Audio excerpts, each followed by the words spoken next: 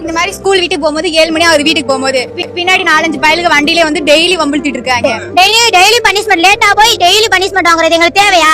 Bus 9 மாசம் ஆச்சு bus வந்து நாங்க டெய்லி நடந்துதான் போறோம். நாங்க டெய்லி வண்டி கிடைக்காட்டி அன்னைக்கு நடந்தே போனோம். யாருமே எதுவுமே கேட்கல. பார்த்து சிரிக்கிறாங்க ரோட்ல எல்லாரும். அழுதுகிட்டே நடந்து போனோம்.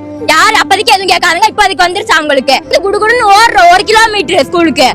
நாங்களுக்கு 8 மணிக்கு ஒரு பஸ் விடணும். ரோடு சீக்கிரம் போட சொல்லுங்க. எல்லா ஸ்டூடெண்ட்ஸ் டெய்லி நடந்துதான் போறோம். எல்லாமே போன அடைக்கு தான் எல்லாம் சொல்யூஷன். அப்புறம் எதுக்கு நாங்களா இருக்கிறோம்? மாணவர்களுக்கு உங்களுக்கு என்ன இருக்குது?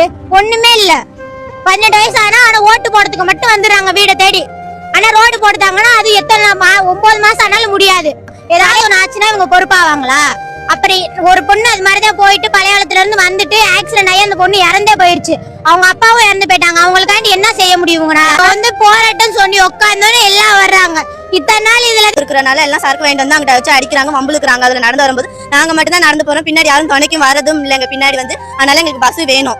ரோடு எங்களுக்கு சீக்கிரமா போட்டு தரணும். 8:30 ஒரு பஸ் வரணும்.